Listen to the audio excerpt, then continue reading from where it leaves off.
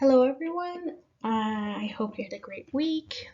So, we had this Friday class canceled due to the storm, and the week before that, I was away, although I'm sure Angeli did a great job. But I'm just going to go over those slides again briefly, just for review purposes, since you're going to have a quiz on it on the 3 required readings on the 9th.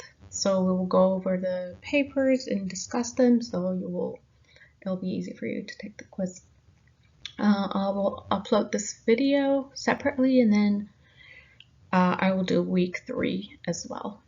So first, I want to talk about reading a journal article in general, and what's the best way to read papers, especially long ones, and first find out if it is a paper that is relevant to what you're looking for. Okay, so what's a good journal article? A good journal article is peer-reviewed. That means it has been given to other PhDs or graduate students that are specialized in the field to look at it with a critical point of view and see if, just in case it lacks any requirements or there is any problem or logical issues, they get back to the author with their critique, and the author can edit and get rid of the problem. So it's a very good thing for a paper to be peer-reviewed when you're looking at articles.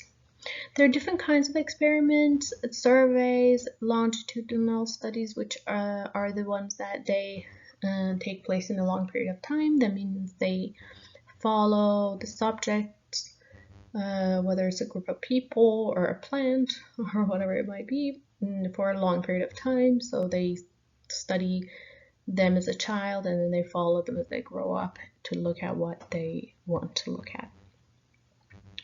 There might be usually more than one study, more than one experiment in a paper, 1, 2, 3, and they're very specialized in topics. So you may be a neuroscientist, but there'll be another neuroscience paper that you don't understand anything when you read it, because it's very, very specialized. So usually when you're looking for a relevant paper, you search the keywords in the database and find exactly what you're looking for.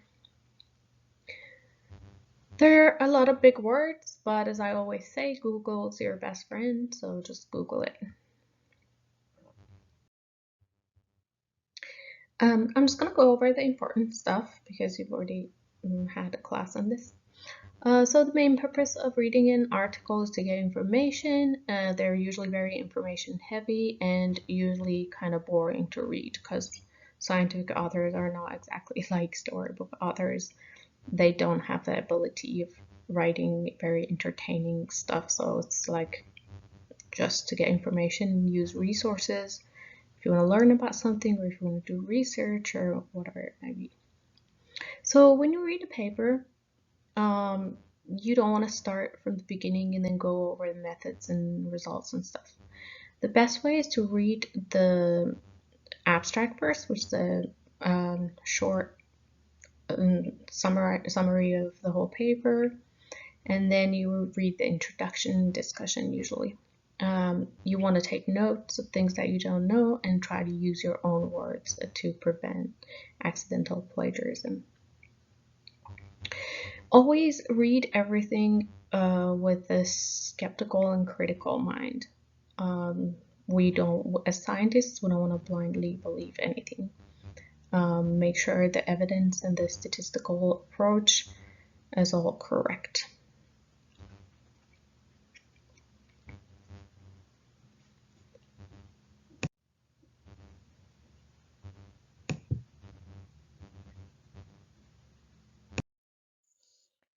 It's always good to take notes when you read a paper. You can use bullet points and kind of briefly talk about all the important points of the paper and the study. It would be helpful to type your notes versus writing it with a paper and pen, because then if you're looking for a keyword, you can easily use Control F on a computer to find that keyword everywhere that it was used. It's very important to write everything in your own words, otherwise it would be considered plagiarism. And don't take a sentence and change. I've had students change a few words in there, Turnitin is still going to catch that as a patch plagiarism. So don't do that. Just read and write down what you understand.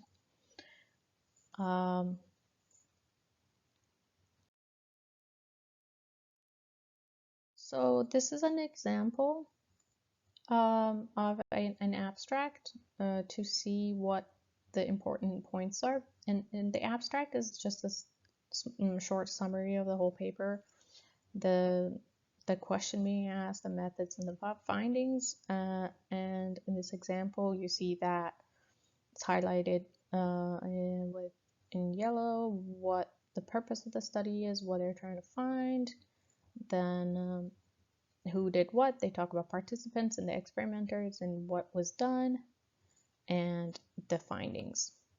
So it's very useful to read the abstract to know if this paper even is something that you're looking for.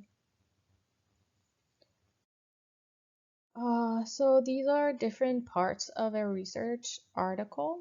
You will not be writing everything. You will only need to do a title page. Well, I will go over how a title page needs to be based on APA style. You will be writing an introduction, I believe 2 to 3 pages. You will have a quiz on abstract methods and results, and then you will write a discussion. And we will go into details about how each of these sections need to be. So for the 9th, you're going to have a quiz on abstract method and results.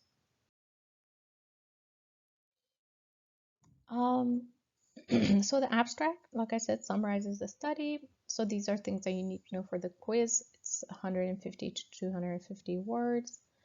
A summary of the contents of the article allows you to know what it's about and what they found and see if it's useful for you. And it should state the problem, state the procedure, the results, and the conclusion that were drawn, and the implications of the study. This is an example abstract just for you to see. It talks about the what, the how, and the why of the study. The first part of the paper is the introduction. Introduction usually mainly is literature review and talking about the significance and purpose of the study. Introduce the question that's being asked and the hypothesis that you are trying to test. For example, for the Stroop example, why are in the responses are slower in the incongruent condition in the Stroop study. There's a lot of literature review, so you need to know how to cite things, both in text citation and the citation page, that every article that you use. So first of all, this is very, very, very, very important. You cannot write pretty much anything without citing a source, unless it's common knowledge. What does that mean? That means, like you say, the sky appears to be blue. We want to see why. Okay, you don't need to cite that because that's common knowledge. But anything else that is not common knowledge have to be cited. Where'd you get this? You can't just say things, right? So a literature review, so what has been done on the topic, by whom, and what they found, and why is it important for us to now continue and test something else here. It needs to include your hypotheses and a rationale for the hypotheses. So I'll explain what the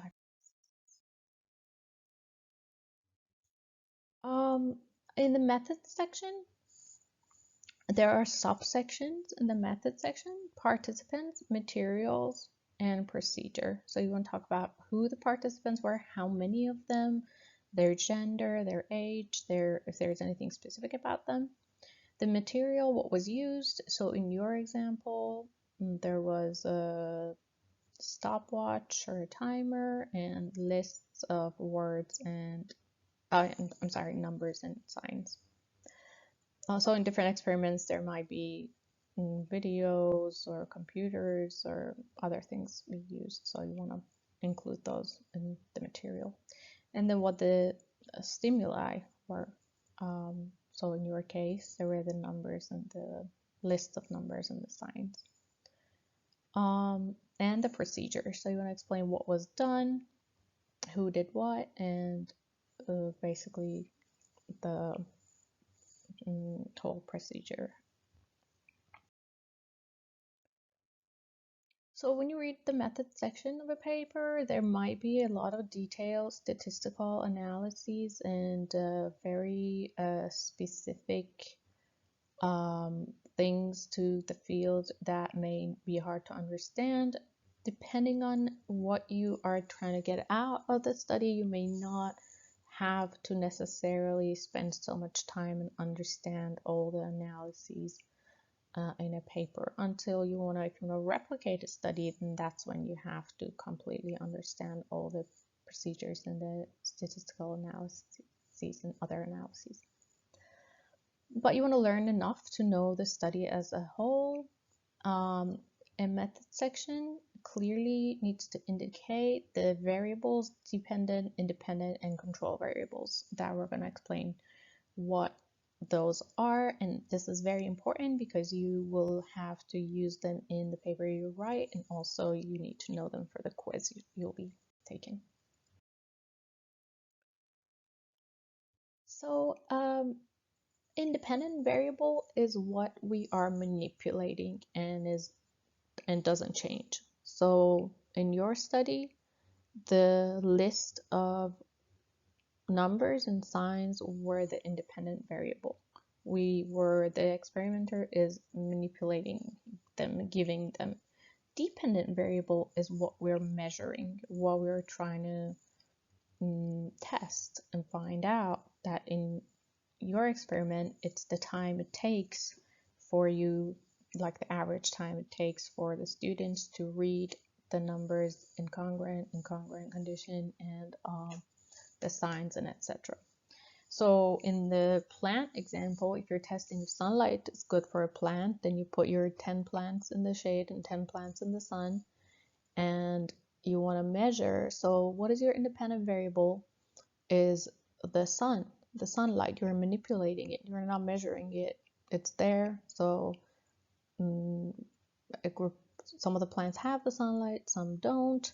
And your dependent variable is what you will be measuring. So how much the plants grow will be the dependent variable.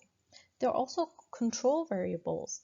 That means when you want to see if the result you're getting is actually due to what you're manipulating, in the plant case being in the sun, you need to control for everything else. So you can't use better soil for these ones than the other ones. It needs to be the same. So these are the things we control for. We want everything else to be the same except for sunlight. So if we get an effect, we know that the effect comes from our independent variable and not from somewhere else. And then you measure how much the plants grow, which is your dependent variable, and then if the difference is statistically significant, then you can conclude that your hypothesis was supported by your findings.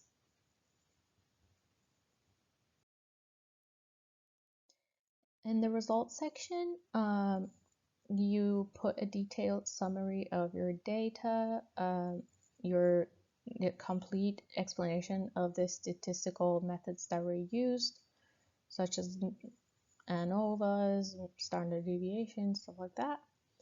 If you have any tables and figures to help summarize the data and the findings, that goes in the results section. It's usually easier to look at a table or a graph than to just read numbers. So in the results section, then you want to indicate whether or not your hypothesis was supported. So if you hypothesize that I think the sun is going to help these plants grow faster or better or be greener, whatever it is that you hypothesize, then you will explain that by using this and this statistical analyses and these data and measurements, we found that our hypothesis was supported, and the sun does help this kind of plant grow faster. And if it wasn't supported, then you say we did not find a significant difference, so the sun doesn't seem to have an effect on the growth of the plant. Or in your case, in your experiment, you want to say that so we hypothesize that the reaction time will be higher in the incongruent condition than in the congruent condition, or in reading condition would be faster than the counting condition, or whatever it is that we hypothesize. So you don't, but in the result, you don't want to explain why or why not you think you found what you found. That goes in the discussion section. So discussion summarizes the data and results, but it doesn't talk about numbers and statistics anymore. We just discuss the findings, compare them to the previous findings. You can do a little more literature review in your discussion, and why or why not you think your data supported your hypotheses, and explain and discuss the findings, like I said. If there were any limitations, if you think that maybe it would have been better if something was different, you want to talk about that, and the implication of the study, and if there is a gap that you think would be useful to be filled. So like you suggest future studies to find things further about the topic. Don't restate the introduction to the discussion. You will be talking about some of the stuff that you talked about in introduction, but it's not a restatement. You do cite a little more literature in the discussion. You can be a little more creative in your discussion section, but just stay within the academic language.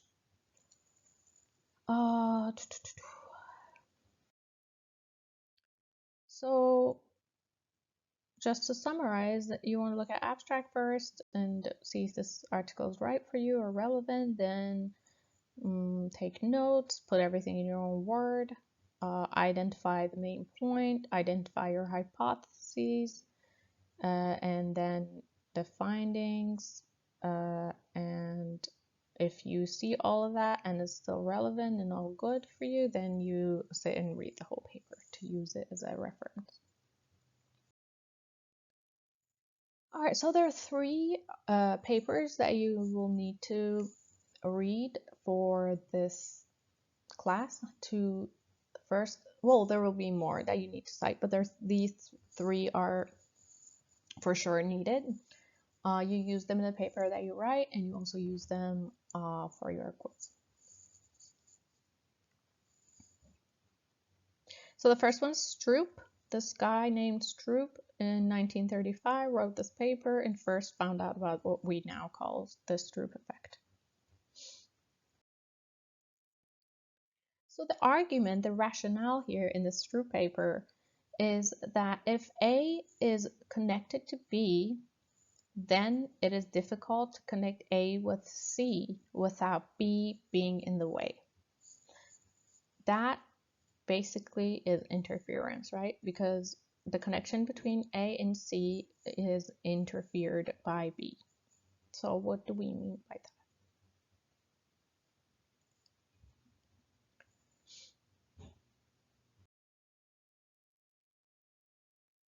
So there are a lot of studies on interference. That's, for example, the time it takes to memorize nonsense syllables or letters is much longer than the time it takes to memorize words that make sense or real words. So these are papers you can actually use later in your for your references. So here you can cheat from this slide. There was one on existing habits of rat that interfere with the developing opposite habits. There's another paper by Hunter and Yarbo that is basically still talking about interference, another kind of interference. So basically, a cognitive process that gets in the way of other cognitive processes and interferes with them. That was causes the Stroop effect. So in the experiment, so I want to go over this paper. So when you read it, it will be easy for you to understand because you already have an idea, kind of. So in the Stroop paper, their experiment is they have I believe 3 experiments. The first one, they're comparing the reaction time on reading names of colors printed in black. Their next part of the experiment is they measure reaction time when participants name colors themselves just from like a square or rectangular colored rectangle. And the third one would be the reaction time of reading word names that are printed in a different color names that are printed in a different color. For example, in this case here, you have to say blue. The word is red, but you need to name the color that is printed in and ignore the word. And this is where interference comes in play because reading, as we talked about in class, is more automatic cognitive process than color naming, so it gets in the way of color naming. You kind of want to say red instead of blue. So they have 70 participants for the first experiment, and the stimuli was a list of words printed in either black or colored ink. So they compared reading black words versus black color name versus colored color names. And obviously, colored ones are more difficult because there is interference. And there are 2 features and they are incongruent. In their second experiment, they had 100 participants. They were supposed to name colors of the word test where the color of the print and the word are different, so incongruent. So they either name the color of this word, which would be blue, or they name the color of this rectangle, which would be red. Their third experiment, for some reason, people ran away. They had 32 participants only. They were reading and naming colors and words across multiple trials. So reading the word, the first one is just red, printed in black. Reading color words, they read red and ignore the color it's printed in. And in this one is an incongruent condition because they're supposed to color name. This is also an incongruent condition. But the reason why there is no interference here is because reading is more automatic than color naming, so it's easier for your brain to ignore the color than to ignore the word. Here you need to ignore the word and just name the color. And they used random signs to color the name the colors of the random signs. So the correct answer here will be red, red, blue, and red. So it was very simple. The experiments are really simple. They found that reading is done faster than in color naming, so this is easier than this, say red. In color naming, though, is slower in the color word condition compared to the ink square condition. Obviously, this is faster than this. Why? Because there's interference here, but not here. And then in the third one, they found that reading colored words is not slower than reading black words. So here, although we have 2 color features and they're incongruent, but it does not cause a cognitive interference. Why? Because reading is more automatic therefore it's easy to ignore the color of the ink. So they didn't find a difference in the third one.